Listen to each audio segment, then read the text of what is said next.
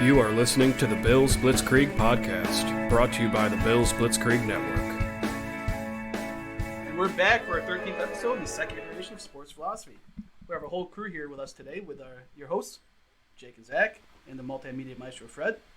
We'll be doing a roundtable discussion about the role of social and political discourse in the world of sports. We didn't really prepare any specific responses. We didn't choreograph anything, or we don't even know what we're really going to talk about. We're going to keep it free-flowing. I don't think any of us have any strong opinions on the matter. I have extremely strong opinions on everything. No triggering people. That's going to be fun. Just kidding. But yeah, we're just going to let it flow and see where it goes, and just do the traditional practice of armchair philosophy, just kind of sitting down and talking and working through with strong arguments and sound logic as much as we possibly can. But before we get into kind of the heavier, weighty topics, today is April 20th, 2021 at 6:51 p.m. So for you herbal enthusiasts, this is 420. So smoke them if you got them, or eat them if you got them. I know none of us, we're all good American citizens, and we don't do any of that, right? No smoking pot, no eating edibles. Would never think of like it. That, right? No. No. No, nobody woke up this morning and roasted the blunt or ripped their bong. Nothing like that, right? I don't even. It's glass. It doesn't rip. Yeah, I don't even know what a bong is. So it shatters. I just saw it on one of those movies one time. You know, I thought it looked cool, but I would never. But if you want to, I went over to my dad's house and stole his 3/16 socket and melted it into a Gatorade bottle. Oh, don't talk. That's going to bring back trauma. Yeah. So once again, none of us know anything about this whole smoking marijuana business. We learned that from then I went the television. Yeah. But anyways, the thing that goes best with weed, though, is a little food and good drinks. So, as per usual, let's kick it off with what are we drinking today. So, how about you start it, Zach? Sure. So I have. Well, we mentioned them on, this must have been 3 or 4 episodes ago. Racket River Brewing out of Tupper Lake, New York. I was visited by our lovely brewer friend, and he dropped off a couple crowlers for us. It's their second batch of their New England style IPA. That is what I'm currently sipping, and it is delicious. Kind of just, your general hazy New England style IPA. It doesn't have a lot of bittering hops in it. It's pretty smooth drinking. And another one that I had, one or two before this, it's called the Lil Hazy by Saranac Brewing out of Utica, which I believe we've talked about before as well. I believe it's new. The can looks like a package of fruit stripe gum, which is always great. That's kind of what drew me in. And also, drinking both at the same time? No. This was. Does it have a tattoo if you lick the label and stick it to yourself? Anything like that? I haven't gone that far with it. I almost want to lick the inside of the can because it's pretty nice. It is very delicious, and for a hazy IPA that comes in at 4.5%, you really can't beat it. I've never seen a hazy IPA come in at anything lower than really 6% ABV. So got a lot of good stuff on the table here. What about you? They got a nice sampler going on right now at the supermarket. Saranac, yeah. I love all their samplers generally. Their fall ones really nice. Yeah. We got the Oktoberfest in there usually. I love fall beers really in general. So for sure. All right. Well, I'm sipping on a nice classic. I know we're pushing for that Jenny promotion, right? We're trying to get that. Get some free cases of beer, so I cracked out the Jenny Red Eye. I always have a couple of these in the fridge. Oh, nice. The best of its kind. Do you think it would help if I tattooed Genesee on my face? If that would help? I think so. We'll just plaster your face. We'll make your face the logo of Bill's Blitzkrieg, and then that'll just be it from there on. Then Jenny will have no choice but to promote through us. I think it would help us, but ultimately hurt you, Rick. But I think it would really, even only for a little while. It'll heal. Well, not that part, the whole employability. Oh, what do you mean? And, just fitting into general society and all that. I gotta be upfront with you. We can't pay you except for. If you do this, get this promotion, we'll be able to pay you in beer. I guess you could live off beer theoretically. For a while, I think it's doable. Yeah. I think it's a solid plan. It's foolproof, maybe. but I think it's a solid plan. You might get a cease and desist from Genesee, but after you get the tattoo at that point, it's kind of too late. Copyright infringement on your face. That'd be crazy. Yeah. You'll have to wear a forehead mask for the rest of your life. And it's a tough commitment. Right. Yeah. All right. So Jake's got Jenny. I have a couple different spreads. Rick, do you have any sort of beverage, alcoholic or not? Let me cue this up. Ooh, that is that's a mason jar lid. Okay. What are those things? Oh yeah. I have what you would call an artisanal beverage. I've mentioned it in the past briefly. So this is a combination of a ruby red seltzer, Price Chopper brand. Very delightful. And I actually mixed it with equal parts extremely over-fermented homemade kombucha, which essentially turned into apple cider vinegar. It's a good combo, actually. It kind of recovered the kombucha, and it's nice and fizzy. It's good. I like it. Good on you. Yeah, I won't touch kombucha. I'm traumatized by kombucha, but all the more power to you guys that make that healthy choice and drink those good biome. I'm immortal. I'm immortal. But yeah, Zach, you put out a pretty fun one today. Yeah, I was going to say, unfortunately, I don't have any food takes this week. I think we've kind of hit it hard the last few weeks. We'll take a little break, maybe get some sort of thematic stuff going in the future, depending on when that is. I would like to say that I've grilled probably 9 times since the weather finally turned. It's been good. Yeah, unfortunately, probably in the last 2 weeks. Unfortunately, up here in the North Country, it's going to snow tomorrow, so you might have to wheel that old grill right back inside. I'm going to pretend it's like early Super Bowl, and I'm going to be out there grilling, and yeah. That's a good point. Mind games. I actually have a rack of ribs grilling right now while we're speaking. Got a nice low and slow full rack of baby back ribs sitting on the grill because it's also supposed to snow here in Western New York, so you gotta. Mm-hmm. We got to get it in while the sun is shining, Yeah, you might as well. But, so no, I don't have any food takes this week. Probably lack of preparation has to do with it, and more so, what do you have to talk about food? But something that always pairs pretty well with a little bit of food, especially on this holiest of holidays, 420, is... put out some stoner movie power rankings on Twitter today. And I will read them off as I had them. I will not, try to make things up. I won't switch things around based off of the reactions that we got from the lovely Twitter crowd that follows us on our account. But I have... quite the hot take inducer. You got some pretty strong opinions back on the page with this one. Well, people have strong opinions on this topic. I figured I'd just put my power rankings out there and see how people would take it. But for me, and it's kind of on a personal level, everybody's got their favorite stoner movie.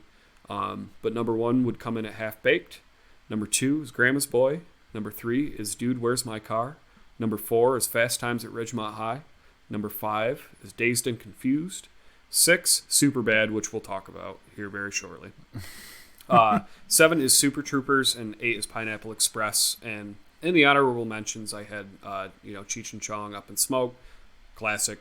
Harold and Kumar Go to White Castle, classic for us, late 20, early 30-year-olds, and Tenacious D, Pick of Destiny, which is just really one of my favorite movies of all time. So I will send it to you guys. Rick sounds like he's got something to say.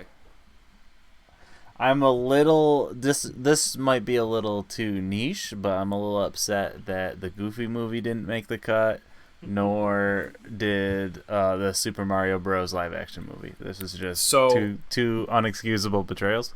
I had... the Super Mario Bros. Live-action is definitely a stoner movie, because you can't enjoy it unless you're stoned. But.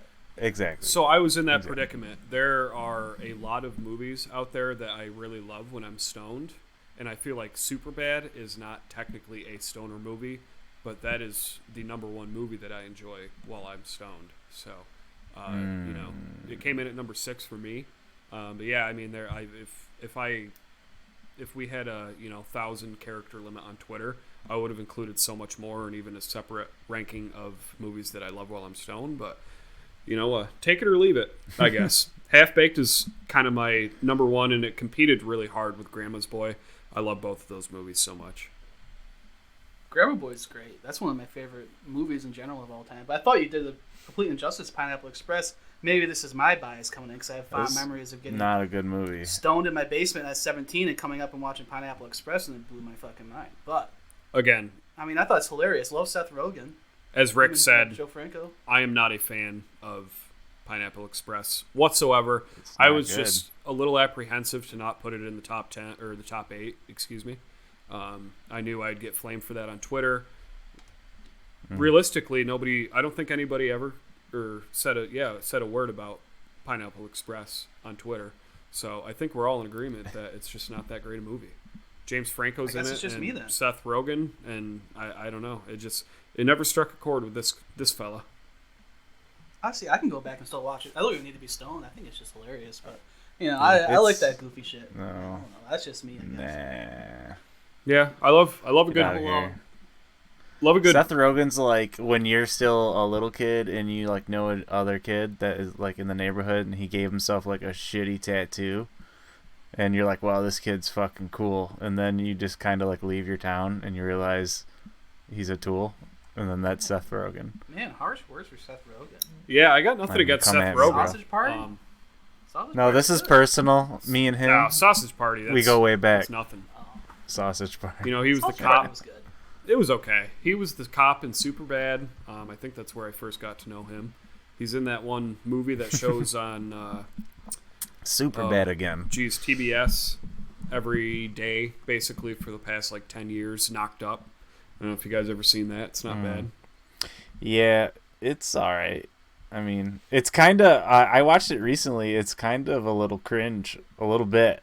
A little like. Bit. I feel like this is borderline not PC anymore. You're like the beginning of the movie. Anyways. Yeah, it's a strange premise now after 10 years of probably 15 years have passed since that movie came out. Yeah. Right. Yeah. But I mean, he like purposely tells her, I'm pretty sure if I'm misremembering, that he put a condom on and he doesn't. And pretty much that, I mean, that's kind of...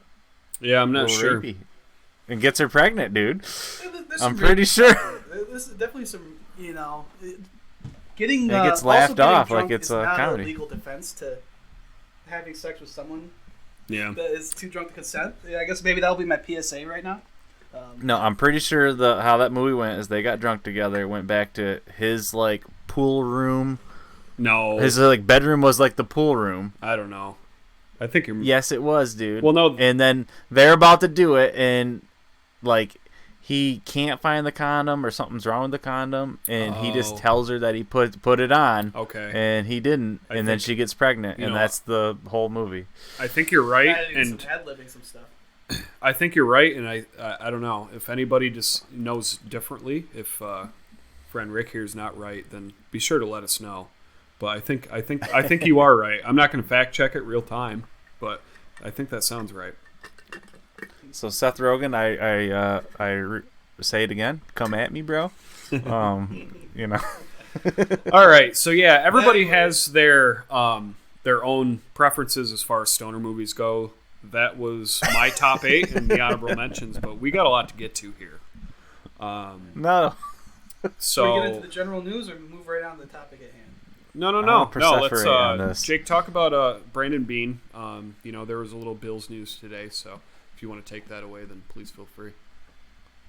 Oh yeah, Brandon Beane did a press conference, and he nice, very illuminating. He said he was going to pick good football players in the draft, and that he could trade up, trade down, or stay the same depending on the circumstances and the situation. So you really know exactly what Brandon Beane is going to do in the draft in that situation. But I mean, that's kind of what you want from your GM, though. He's not going to illuminate on as much as he possibly doesn't need to, because you don't want to tip your hand a week before the draft. So he was just being kind of cagey and forthright in the way that Brandon Beane does individually. There were some tidbits you could probably pull from it. He did say that them and Josh Allen's agents are on the same page, which is good to hear. Absolutely. We should be looking at a contract sooner rather than later is what it sounds like. he also went a little bit to his drafting philosophy. He likes to seek guys that might have those intangibles, doesn't have the production, or doesn't have the physical skill set. Those are going to be your late round guys, and he was discussing some of those guys with physical attributes, but without the polish that they can bring in and coach up. So we might see some surprises. Round one, and anyways, it's next week.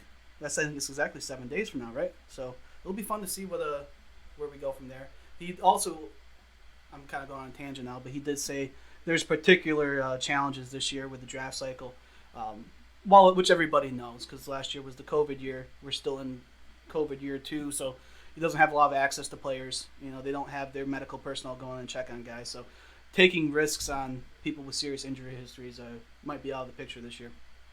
As well, though, we might see some very talented players fall because of that situation. So we'll see what he does. Doesn't look good for my guy Caleb Farley at number 30, though. Sounds like they're going to be pretty risk adverse this year.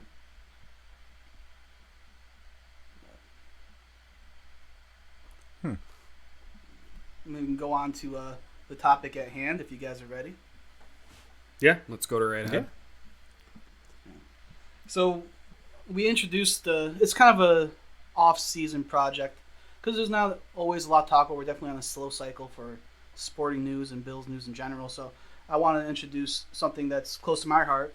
I want to bring philosophy into the sports world and just practicing philosophy, right? So you don't need to have a PhD. You don't need to even have any education whatsoever. You just have to have a keen interest and open mind and the ability to try to make zero credentials. Zero credentials. I'm sure credentials will make you a better philosopher, but you can, as long as you're willing to make good arguments and listen to good arguments, you can engage in it. And I think that's what we're going to try to do here is just have a roundtable, old-fashioned discussion about a bit of a weighty issue. And it's, I think, particularly today, the Derek Chauvin verdict came in, so we're seeing it live action. Right? As we're not going to talk about that, but as we speak, there was already reaction articles posted about how players are reacting to the Derek Chauvin trial.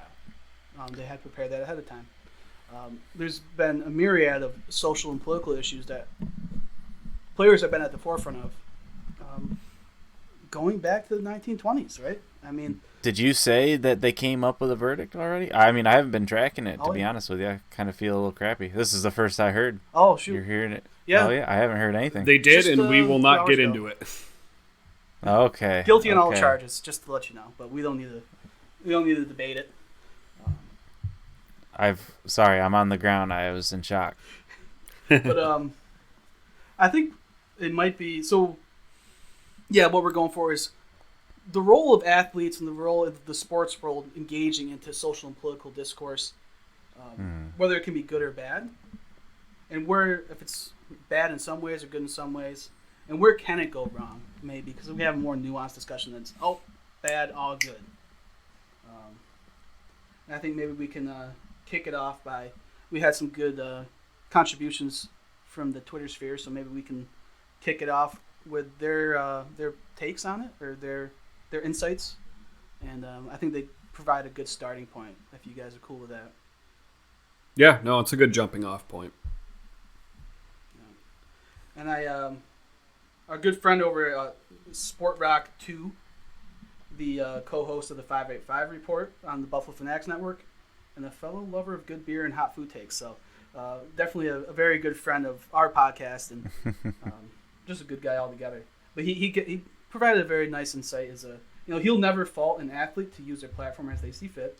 Professional athletes have done it almost as long as pro sports have existed. Whether fans are capable of having a nuanced conversation is a different discussion. So a little open-ended, but it's kind of putting the onus on us to be able to be civil with what athletes put out there. Not so much as expecting athletes, this is how I'm going to interpret it, it's not expecting athletes to say exactly what we want them to say at all times.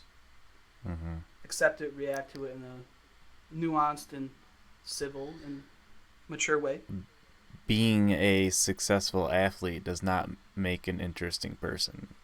Necessarily, you can be an incredible athlete, but that doesn't necessarily transfer over into being an incredible intellectual, just like incredible intellectuals don't always become incredible athletes either. You know what I mean? Both ways. Right. I think hold on to that thought, because that was something I was thinking about earlier. Why are we asking them this in the first place? Where's their credibility? Are they even informed on it? Being a professional athlete takes a lot of time and effort. So, how much time are they? They're just like they're just like every other douchebag, but they can run a 40-yard dash in 3 seconds or something like that. Anyways, another jumping off point, and I think this is going to get to my first foundation building principle is Tia Stell from the host of the Not Your Average podcast, and just a general savant about all things music, culture. If you guys haven't checked out her podcast with her and Mike, it's funny, it's enlightening, it's very good, and they are also big Bills fans that talk Bills too. But she said, "I don't discuss politics and sports; they are separate from me. People get a little sensitive with politics. But social issues express themselves by all means." So I think that makes a pretty good point of separating, and it's not easy to do, but separating political and social matters. I kind of did my best here, but I don't know if you guys have any insight on where you draw the line before we get going.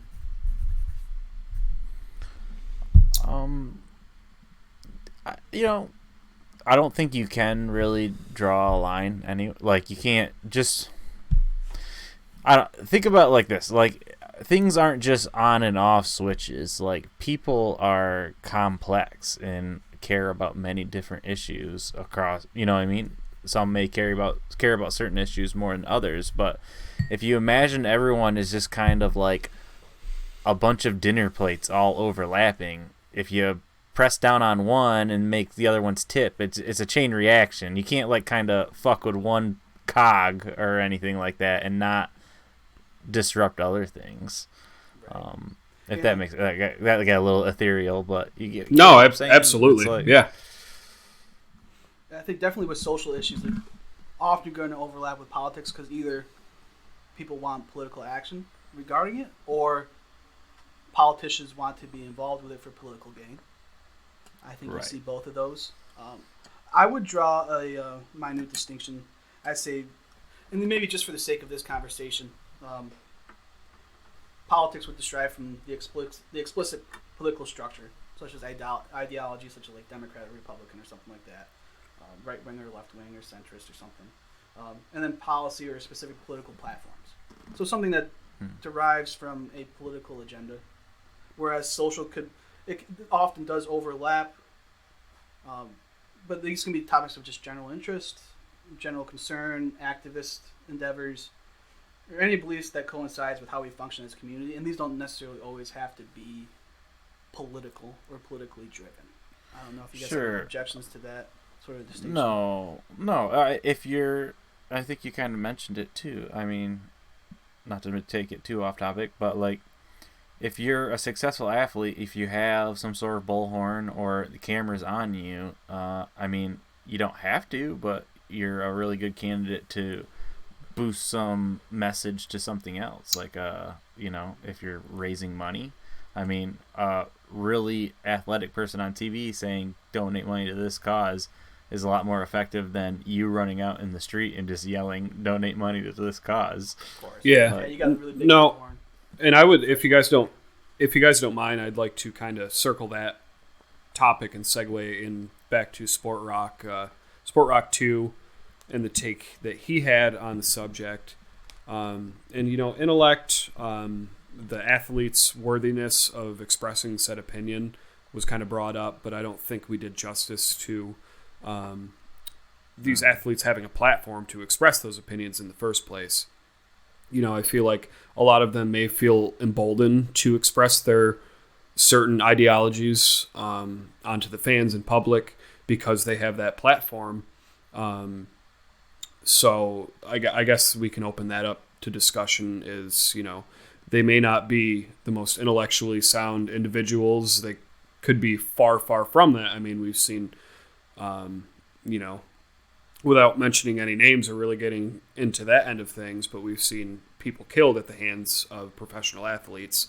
So, it's really all about their platform. And while they may side with certain ideologies, I think it's important to kind of acknowledge that the reason that they're speaking out against or for something in the first place is because they have that platform.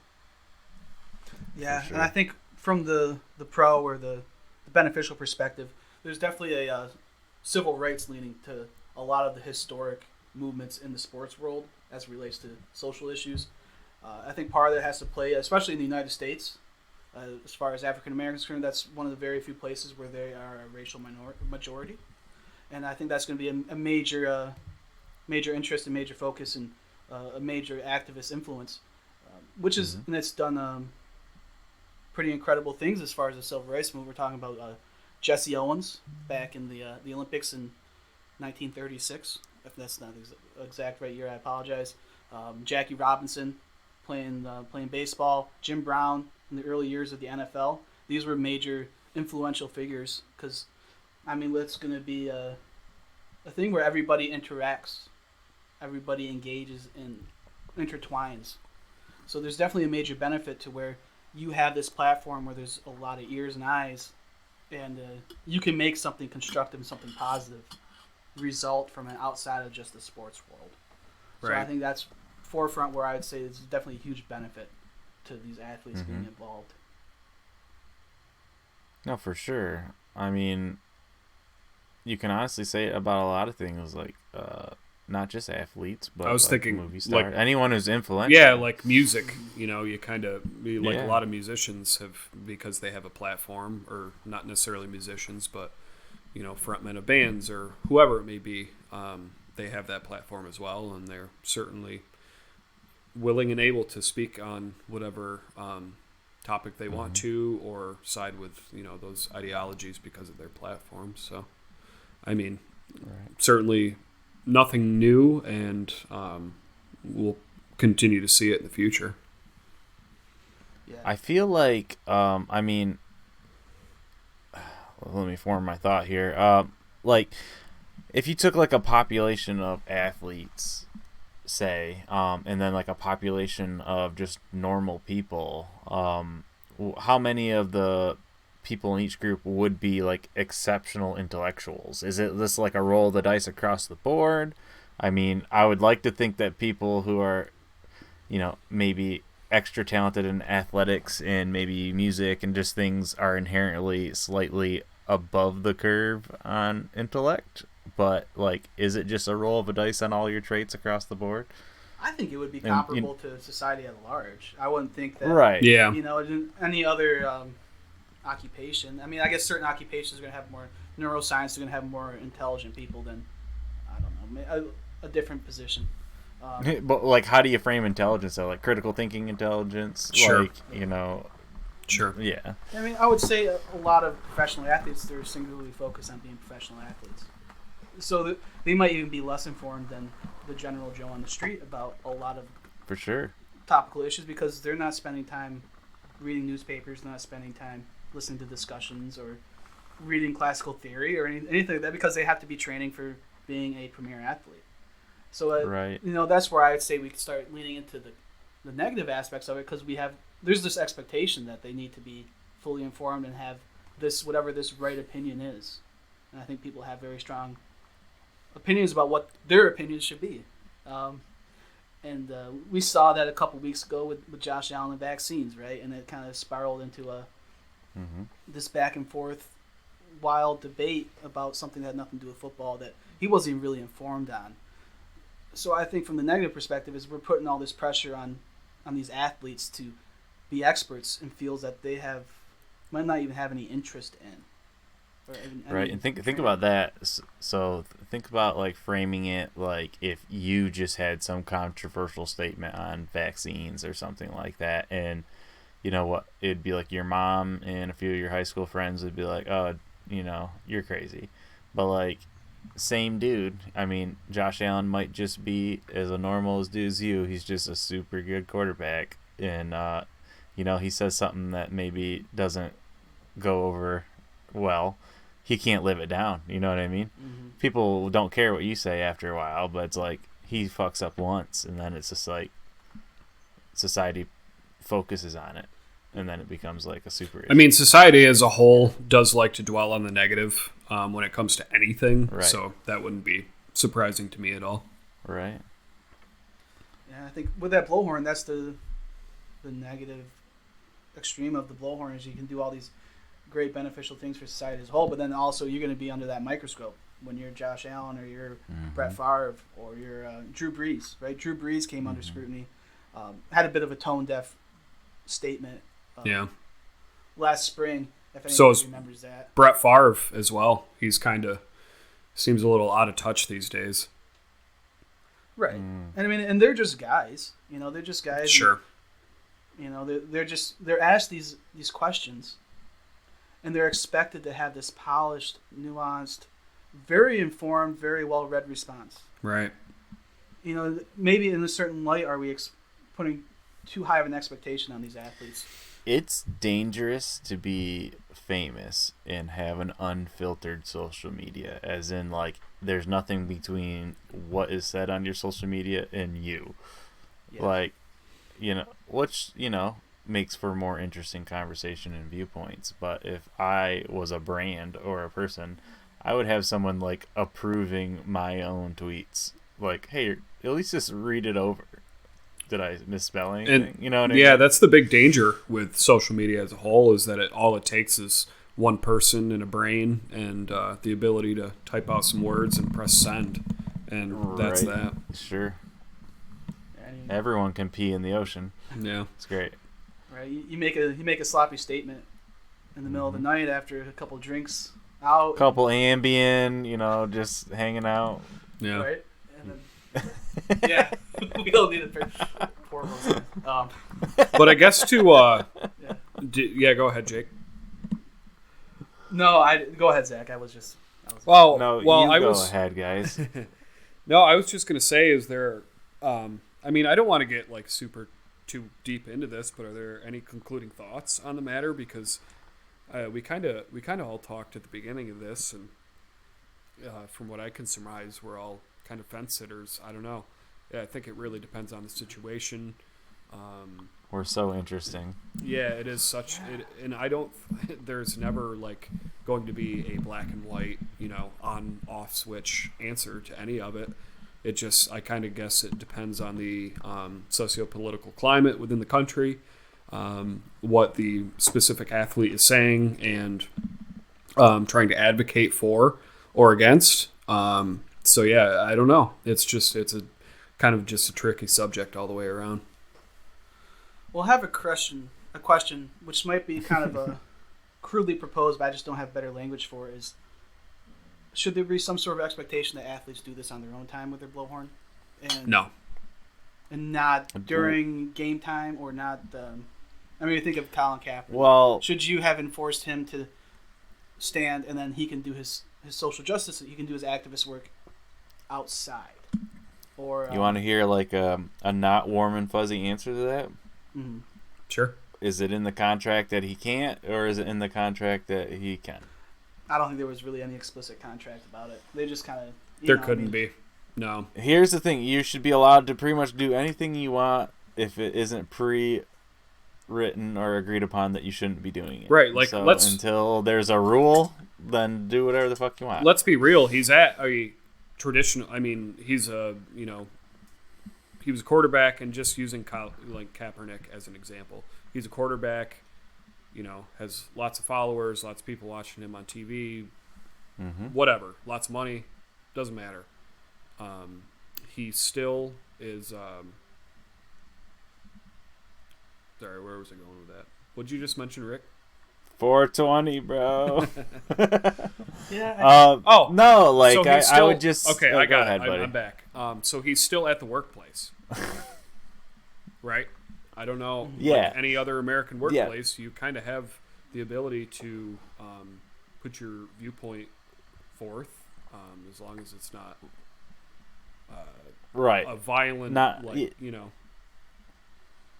Essentially, his boss needs to tell him to not do it or do it, and that's the real thing. Well, that's the question though. If he's telling him not to do it, though, is that a problem though? Are we saying that's a problem that they're telling him not to do it, or they're telling anybody that you can't take this initiative as a professional athlete, that you have to be agnostic with everything because we don't want to interfere with the game? It would have to be a rule of no not soliciting, but no, you know, no soapboxing of any kind during a game for any subject.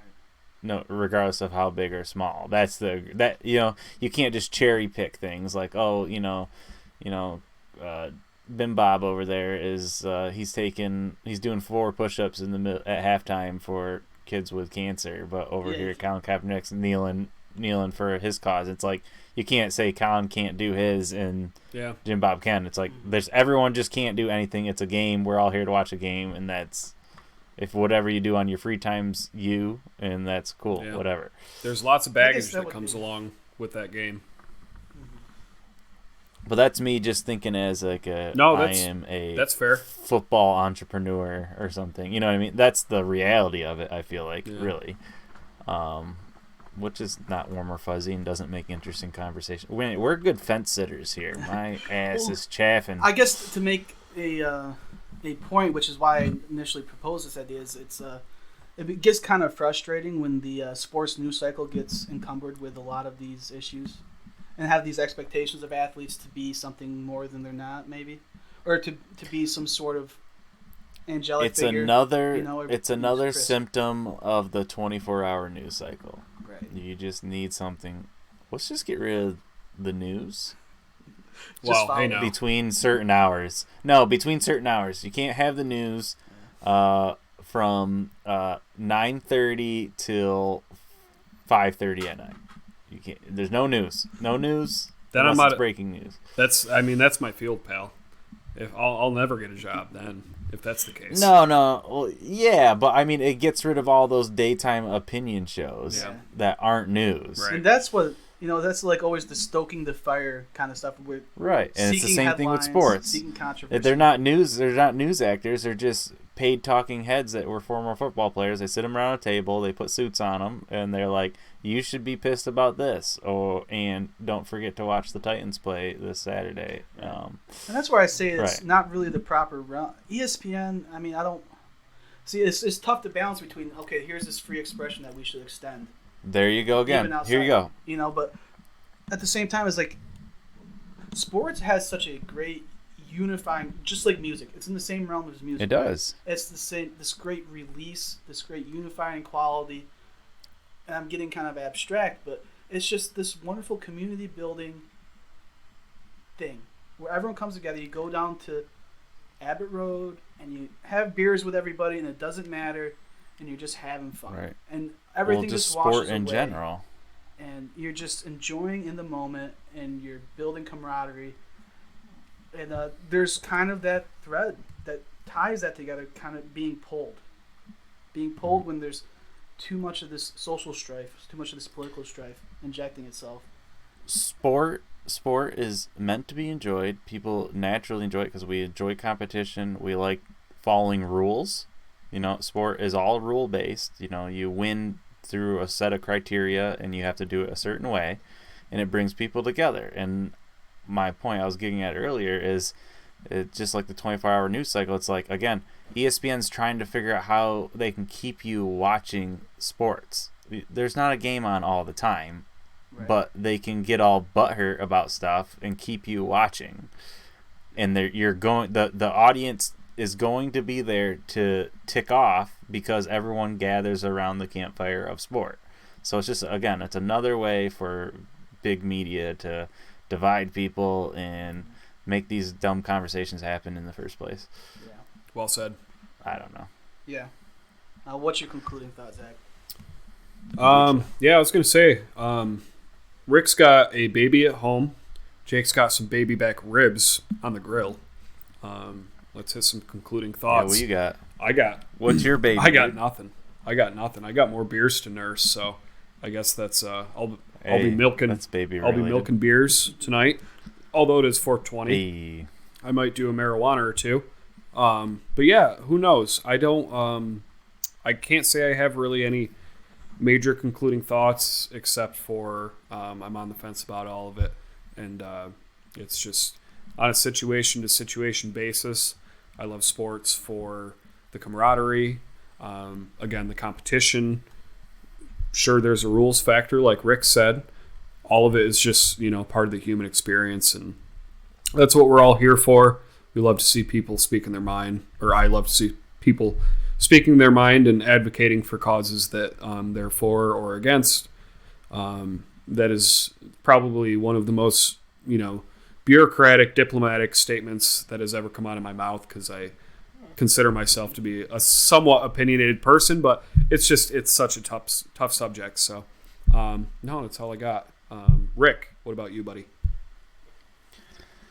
I said it before, and I'll just say it again. Fuck Seth Rogen. Okay. And I just come at me, bro. Oh, jeez. I love it. I love it. We're gonna have a cease and desist from Seth Rogen's camp. I guess my concluding thought is trying to look at it with nuance. It would probably be really bad if we undermine.